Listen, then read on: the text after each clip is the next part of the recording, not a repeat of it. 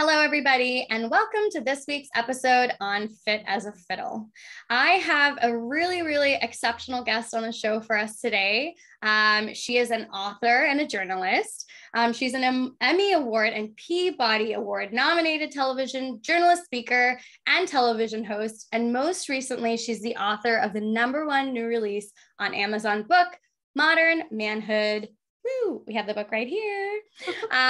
So her name is Cleo Stiller. I have genuinely read this book like cover to cover at least once, but from like chapter to chapter because it's so comprehensive multiple times over the last couple of weeks. And I am so blessed to have Cleo with us here today to chat with us about her book and about what brought her to write this book in the first place and the impact that it's having on our society today. So welcome to our show, Cleo. Thank you so much for having me. I'm so happy you're here. So why don't you go ahead and first start with a little bit of the work that you do, because I know that knowing your biography and your history and the work that you've done in the past, I feel like a lot of things in your career have set you up to write this book. So I'd love for the audience to learn a little bit about that so they can hear the context behind, kind of like the reason why this book came to life. Sure, absolutely. First of all, hello, everyone. I'm thrilled to be here. My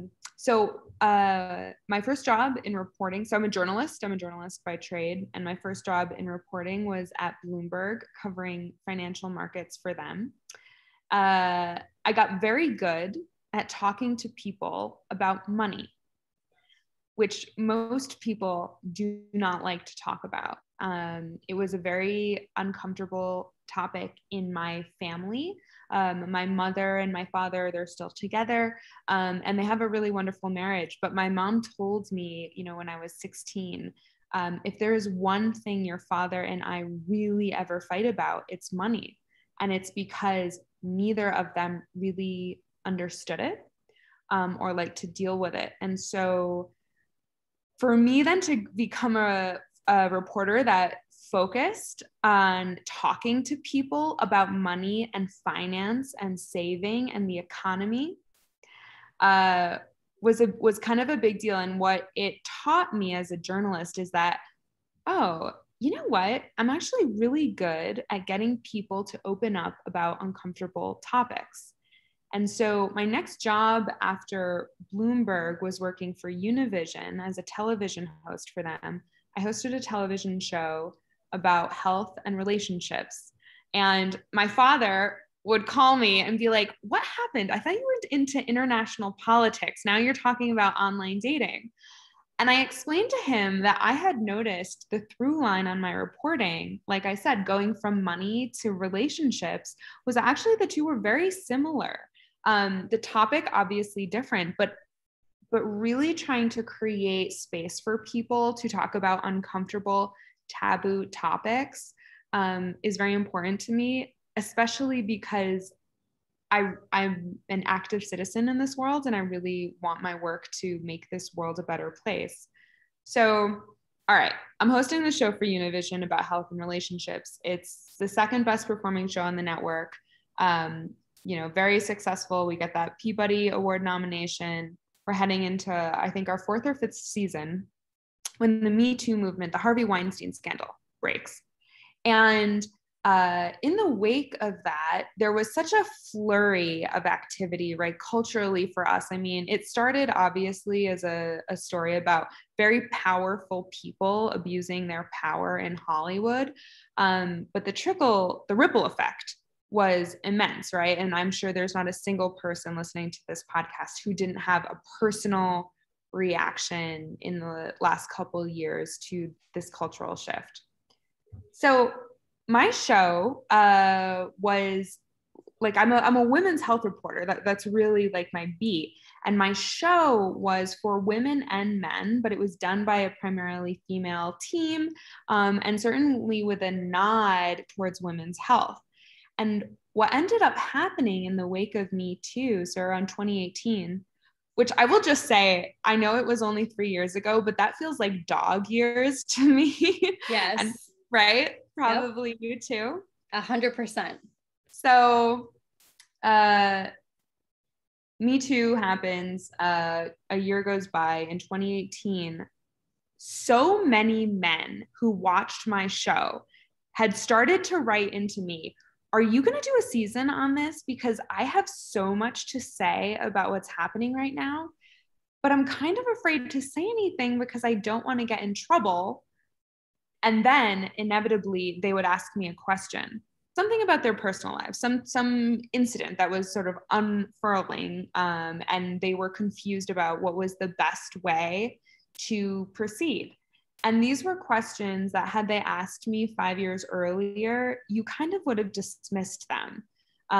But given how much our culture has shifted, and the pressure of cancel culture and for men, so just newsflash, like the overarching theme for the men I was hearing from was, oh my gosh, I am totally taken aback by all of this. Like, my wife is talking to me about it. My boss is changing the rules at work. I feel like I'm on completely unsure footing. I feel like I'm walking on eggshells. And I thought everything was fine. So now I'm terrified. Mm-hmm. And these messages poured in from men. I mean, I had over 200 by the time my publisher, Simon & Schuster, came to me about doing a book for them. And I told the publisher, listen, this is the conversation of the moment. I have never had so many men interested in what's affecting women at one time. Like, this is a huge cultural opportunity, a moment for us, and a huge opportunity for women and men and everyone on the gender, wherever you are on the gender spectrum. What I saw was men who had been previously oblivious now want a seat at the table. They're listening, they care. And I didn't want, us not to take advantage of this moment. And then in 10 years, be like, you remember we had a great opportunity there and then nothing changed? Yeah. So that's why I wrote the book. And I'm going to just raise my hand and say, having read the book very, very, intensely and really studying it, I can tell you guys, this is to be read by anyone across the gender spectrum. I know it says modern manhood, but I learned so much from it. It's categorized and, organized in such a beautiful way. Cleo basically talks about different sectors of our lives. So I'll give you guys examples like dating, sex, work, money, parenting, friends are just examples of how she organizes it. But what she does is she takes together all these interviews from, just regular people, just you and me, and then also people who are studying this, who have PhDs and who have researched different topics, kind of revolving around those subjects. And then she puts everything together. And Cleo, although she says, I know a lot of times in the book you say, I'm just a reporter, I'm just a journalist, I'm just telling you guys what I'm kind of sharing. You have this wonderful, beautiful, kind of whimsical, witty humor voice that's just spread throughout the book that I love. And I think that gives the book such a kick and makes it such a page turner because it's hard stuff. And if I were to just read the history of the Me Too movement and the history of women being completely undermined in society on all different sectors, I think that's a hard sell to read something like that. But the way that you present everything, I think makes it really interesting. And I think what the best part of everything is that you're speaking to men and women are listening to you speak to men and we're going, yes, yeah, too, and that too. So I loved it. So I would love, if you're okay with it, to kind of pick little pieces of, things that I can maybe read out if you're okay with that. And then you can kind of comment, tell me what you think. You might, find that piece interesting as well. And then we can kind of discuss. So on page 100, there's an interview that you have with a gentleman, Jason, who's 30 years old. And this is a quote from this individual. He says, and by the way, guys, the book is called Modern Manhood. Okay. So masculinity means almost nothing to me other than a textbook definition of it, which I think is useless in today's world. A woman can be masculine, a man can be feminine. These labels add nothing to defining a person and should be abandoned. Modern manhood means you are keeping up with the times and not letting your past mistakes define you. It's standing up for what you believe in and being willing to defend it, having the confidence to not have to be physical to get your point across, and being able to de-escalate a situation that might become physical. It's realizing that there are people who depend on you and not taking selfish paths in life that might be destructive or otherwise reckless. So I loved that. I found it very interesting. I know it's just one piece that, but I think it kind of ties together a lot of different themes in the book. So I'd love to hear your thoughts, comments on it, and tell me what you feel. Yeah, and I love that. So we sort of obscure some people's identities, of course, yeah, whose stories really would have impacted them.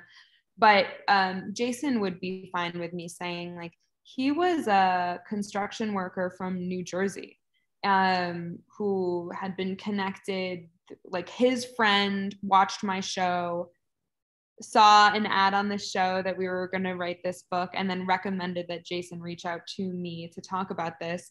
So, I point that out because there's so many opinions and experiences from men all over the country, right? Like, it really makes a difference whether you're 18 or whether you're 62, whether you were born in Oakland, California, or, Indiana, Indianapolis, or like a small town in Indiana. And so this guy, I just highlight that, 30 years old, youngish dude from New Jersey, you might not have expected such a progressive view on masculinity, right? Mm-hmm. But he was someone who, he didn't have, it wasn't in his social circle to use words like post-gender, non-binary. But what I loved about his attitude was that he was recognizing, like, those qualities he's talking about right there, realizing that people depend on you. You have to, be a good person in your community, de-escalation of violence, use your words, and be confident in that. I mean, inherently, those aren't gendered things, right? Right. Like, that can be women and that can be men. Of course. And so, yeah, that was like, his interviews was one of really more of the heartening experiences. Yeah. And to tag along with what you just said, the reason why I'm sure that he brought this up is because of the stereotypical nature of men being more violent or men being more aggressive, right? So he pulls pieces of this to say, we shouldn't, masculinity and manhood doesn't mean that we need to be that way. And I know that one piece in your book, you kind of discuss the historical and evolutionary relevance of qualities of masculinity that have kind of lingered in our society today that are actually probably not relevant, or, probably really, really not relevant at all. And so part of it, and I'm sure you can touch on this, is, the idea of, men as hunter-gatherers are going out and, they have to, go and kill animals and bring them home, and they have to be aggressive. They can't cry about killing the animal. It's for survival. And so I guess my question to you is, having done all of this research and looking at, all of the different literature research and doing all of these interviews, do you feel like there are any stereotypes with whether it's the male, gender or the female gender that are actually even relevant today and that feel like should be, important in our society? Or do you feel like there is no place for that anymore and that we should be more inclusive of our, sexualities and our genders? It's such a great question. I broadly feel that most gendered stereotypes are inhibitive and not helpful.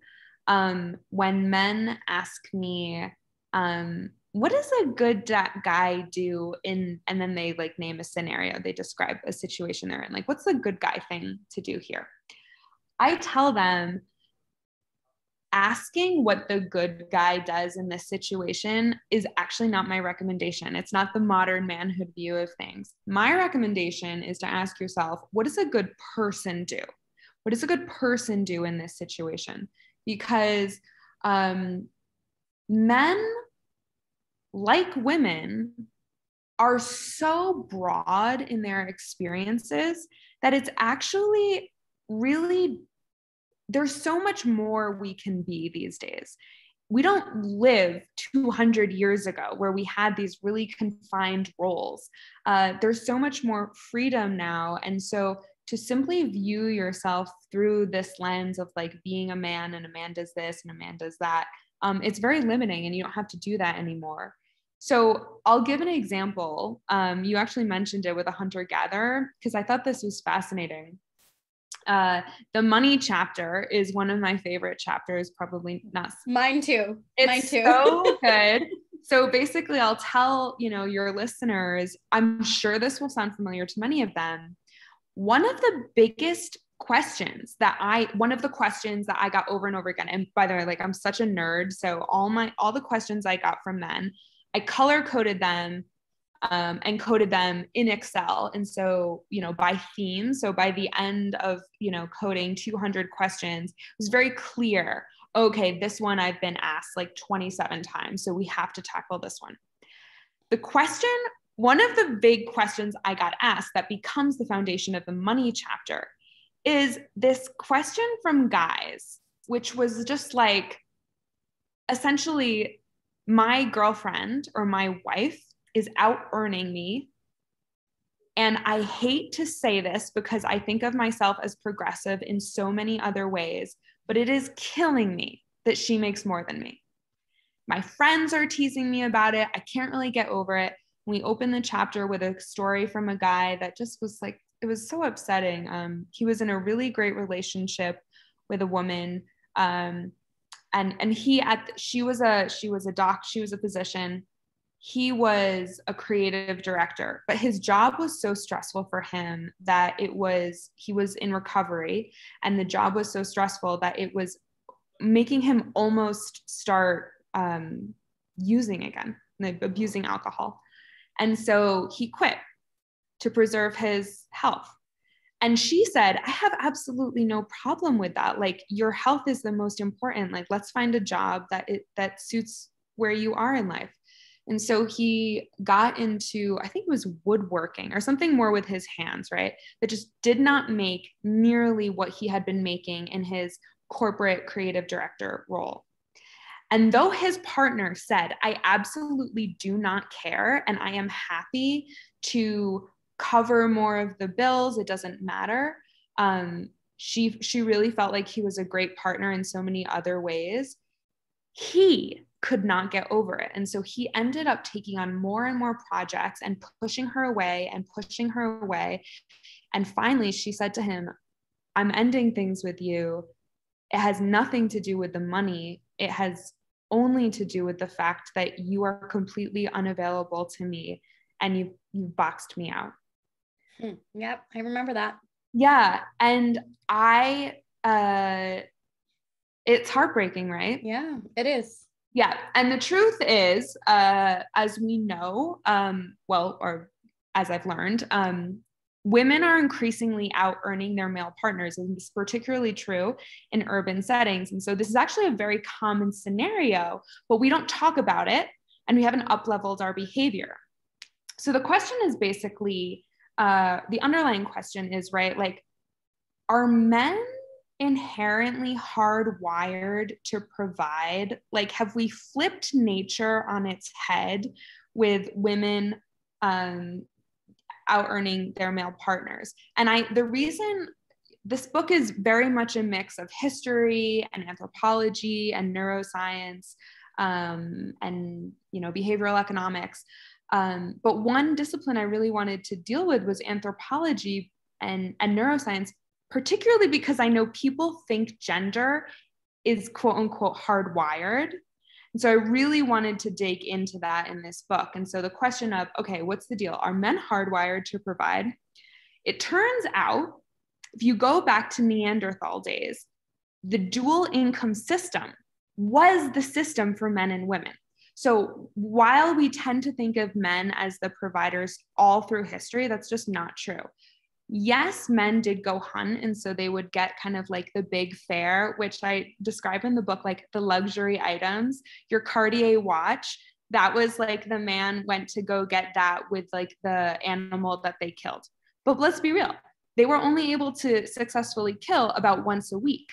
So the in-between fare, everything that kept people going in the between times, that was provided by women who were collecting berries and nuts and, you know, kind of keeping everything along. So dual income systems is actually the way men and women were created to interact, or how they started interacting. When that shifted was during egalitarian times, when farming came about, and people decided to plan what they were going to farm. It was at that point then that women kind of got pushed into this domestic sphere. They're taking care of the home, and more men are out using their physical labor to farm the land. At that point, we started viewing, oh my gosh, my voice. Oh no. It's so funny. At that point, that's when we kind of started that's the beginning of the notion that men provide in a relationship, and that's one of their main roles. And I just want to link that back to something, an ongoing conversation happening right now, literally right now. 2 weeks ago, paid family leave was on the table. It's not a federally mandated leave, and it was on the table, and Democrats ended up taking it out of the bill because it was too controversial to pass. And in the wake of that, a lot of executives have been weighing in on what they think. And there was one gentleman from a venture capitalist firm who said something like, "I'm sorry, but any guy who wants to take extended paternal leave is a loser. When you have a family, as a man, the right thing to do is go out and provide for them. That's what men do." You have so many things to say about that, Cleo.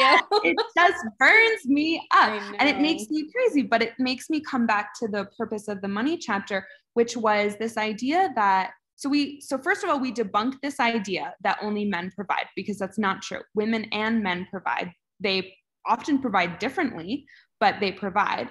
And then we talk about how, there's this quote from Fight Club, like, "You are not your job. You are not your job." And at that point, I embedded with a couple different couples where the men make less, if anything, compared to their female partners, and just figured out, how did they make this work? And what comes up from the research is this like breaking news idea. Okay, providing in a relationship, one way that can happen is through finance, but there are so many other ways to provide in a relationship, to attend to the things in the house, to cook, to clean, to be emotionally available. When your partner comes home from a really long day at work, to remember to ask them, "Didn't you have that really big meeting today? How did that go?" And really listen.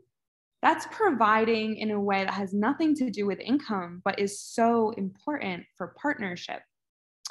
So that's your question about whether there's a stereotype for gender that I think is still relevant. I'm honestly hard pressed to name one, and I just use providership as an example to show why these really noble ideas that we have about masculinity, it's not that we should throw them away entirely. It's just that they really need to be kind of revamped. Yeah, and re-examined. And on that note, also still sticking to kind of money and finances, since we're on that topic, one of the things that I know that you got asked a lot, and I've actually had this conversation with somebody years ago, was, if you're a feminist, then, have you ever paid for a date then? Why do men have to pay for dates? I know you're laughing right now. And you dive in the book to why it is that men had to pay for dates for women. And we're kind of going back to the historical anthropology like concepts behind this, which is that women weren't working at the time that dating began, right? And so we just didn't have the money to be able to be courted and be going on dates, and you dive into like why there's a reason. And it's all created by society, you know, it's not necessarily in our DNA. Sure, there are certain things where generally people with the male genitalia may have higher muscle mass when they're born, Right. you know, testosterone, there's a hormonal and certain implications, sure. But from a society standpoint and the type of society that we live in, where we don't have to go and hunt animals, and we don't have to, you know, living in urban settings where everybody has a brain and everybody has you know, a capable enough body, that a lot of these things just kind of get thrown out the window. And that's why this book is so relevant right now, because there are these shifts and these movements. And, you know, part of me, even reading the book, I was like, you could have named this book Me Too, but I'm so happy that you didn't, because although the context is all around the Me Too movement and, you know, women totally being disenfranchised from a sexual standpoint, and really from a like completely like social standpoint, I love that the focus is on the solutions to how men can change and enter the conversation, and how they can be involved to help improve the situation. Because just statistically speaking, and just from a just blatant, you know, informational, factual standpoint, it is just true that women have had the short end of the stick for a very, very long time. And that's not to say that men haven't gone through their own, you know, pieces in this puzzle of life, but it's just to say that statistically speaking, there are lots of things that women have had the short end of the stick for years and years and years and centuries, just because of the way that society has moved forward. And so I think that I really love that you're drawing men into the conversation, and that you're really giving them an opportunity to rethink, what does it mean today to be a man, and how can we all kind of join this conversation regardless of what gender we identify with, and try to just create a more inclusive society because of the relevance today. So I just wanted to say that. I love that. Well, thank you. Yeah, I mean, you totally get it. You get it. What the overarching takeaway of the book, right? Well, because I heard from men that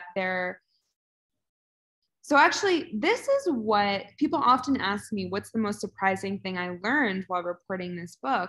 And the most surprising thing I learned as a woman, not as a journalist, but as a woman, is that, like you said, right, you know, there's a prevailing narrative, right, that in our current social structure, men are on top and women on the bottom, women suffer and men are fine. And what I heard from so many men is that they don't feel fine. And this isn't like a oh, boo hoo hoo kind of thing. It's real. And you kind of learn this in the book, and you hear really real stories about this, that we do men a disservice when the way we raise them. Actually, I literally just gave an interview to Men's Health about that on Monday. We raise men to be in emotional solitude, and the lone wolf, the stoic leader. And we learn about this a lot in the friendship chapter, that if men express, you know, emotional vulnerability, like, God forbid they do it to another man. Like, you can't really do that. That's like male suicide. But, you know, even doing it to a female partner, they lose face, and it's seen as weakness. And so what I heard from men was that they feel like the weight of the world is on their shoulders and no one sees it.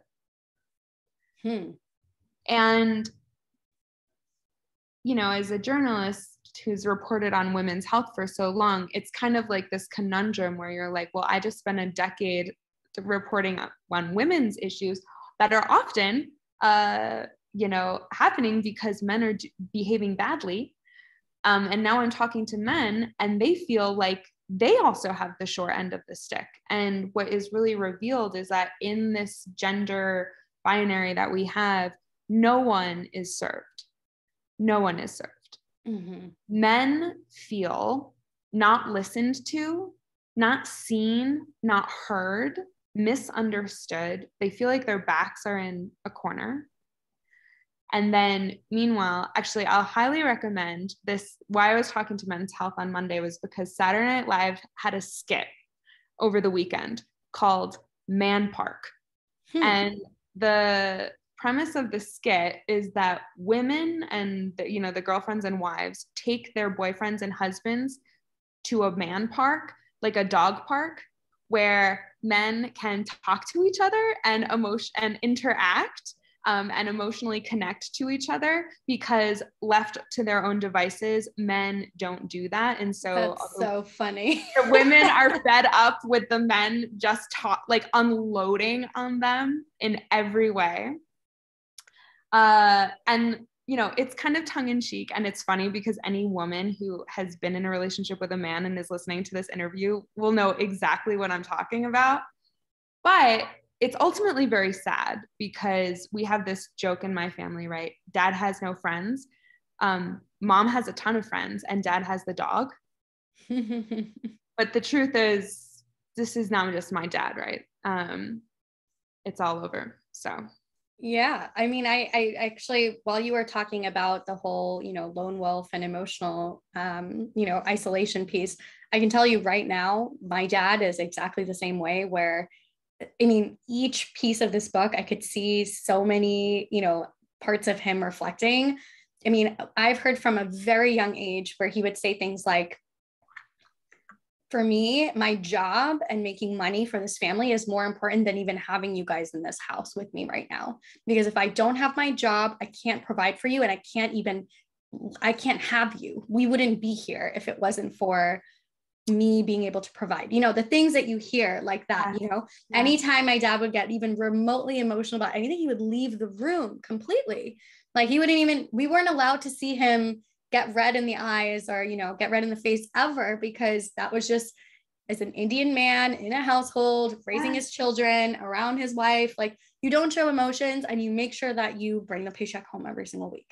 And that was just the way that it was. And obviously every culture has their own kind of differences and all that stuff. But as a society, we still see that kind of, all the interviews that you even talked about, even over the last half an hour, we see that time and time again, there are these ideals, and there are these, ways that we kind of are taught from our elders and from society and from the media on what being a man should be, or what being a female should be.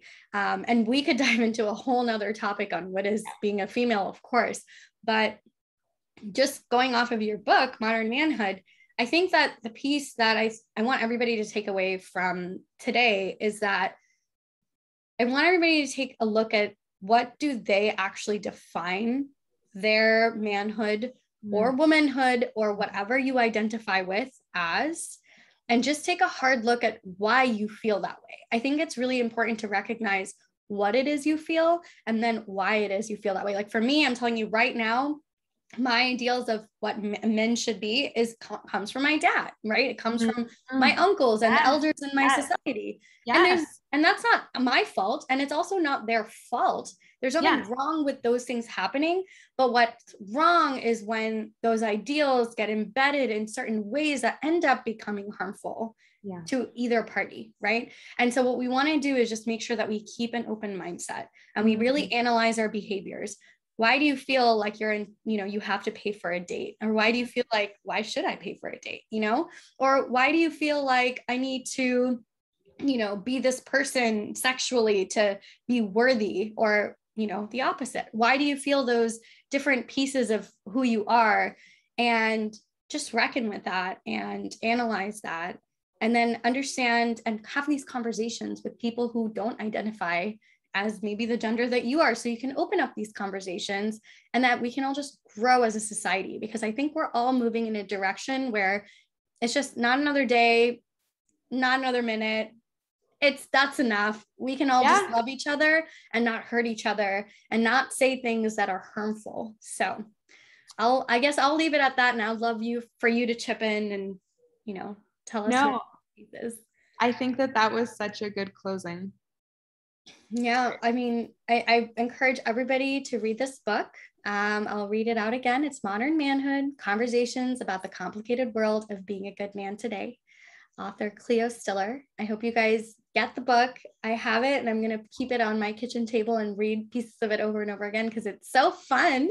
But I'm so happy you were here on the show today, Cleo. Thank you so much. Thank you so much for having me.